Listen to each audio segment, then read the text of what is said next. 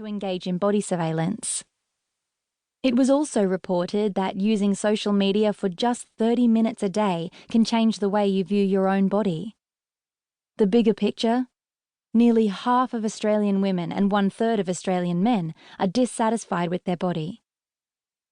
As an Australian woman who spends a lot of time on social media and has recovered from an eating disorder, these statistics make my stomach twist. When I was constantly comparing myself to others, I adopted lots of harmful habits in an effort to change my body, even without social media. The truth is, kids, teens, and adults are navigating a time and social landscape where bodies, faces, and even lifestyles can be altered, edited, and filtered to the point of unrecognition. The playing field is not level, it's distorted. I wanted to write Find Your Light because social work research professor Brené Brown once said that by sharing your trauma, it can become someone else's survival guide.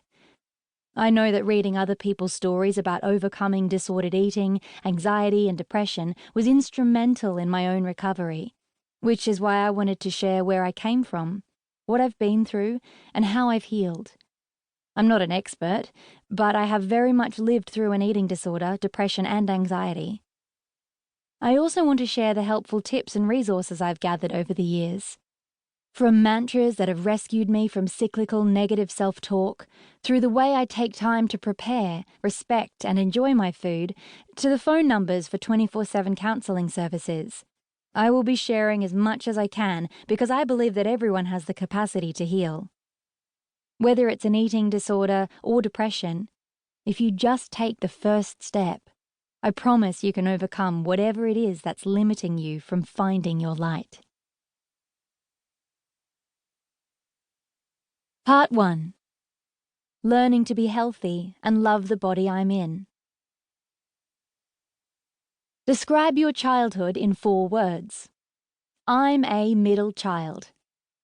No matter where you live in the world, you'll know what I mean by middle child.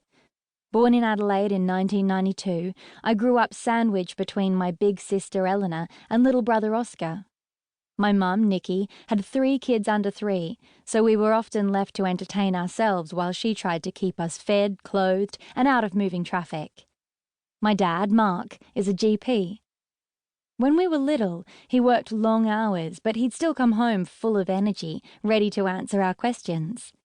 What was the worst injury you saw today? Any stitches? Tell us about the cyst extractions. While I'm sure he was exaggerating at times for our enjoyment, getting to tell my friends about how my dad fixed someone's dislocated shoulder always gave me a lot of street cred on the playground. While we were all rather shy kids, Eleanor was the funny one. She was popular and a natural-born leader. As the baby of the family, and adorably cute, Oscar got loads of attention from family and friends. He was also hilarious and managed to make me laugh even when I didn't want to.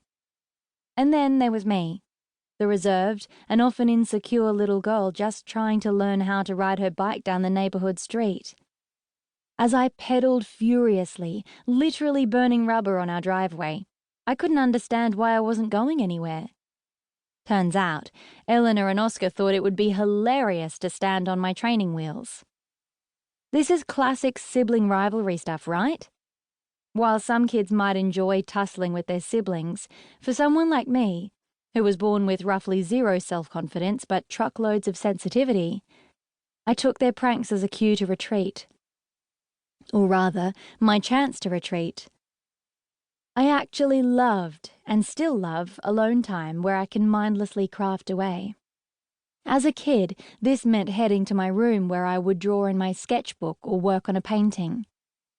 As I'd practice lettering, I'd wish I was as coordinated as Eleanor or as funny as Oscar. I longed to have their confidence and charisma. I also longed to have their ability to do a cartwheel or dive into the pool. When I attempted these basic feats, I resembled a baby giraffe on roller skates. Needless to say, coordination wasn't my strength. Even though I wasn't sporty, I started to realize I had a knack for art. One of my favorite things to draw was the covers of our collection of Disney VHS tapes. I got so good at it, some kids at school accused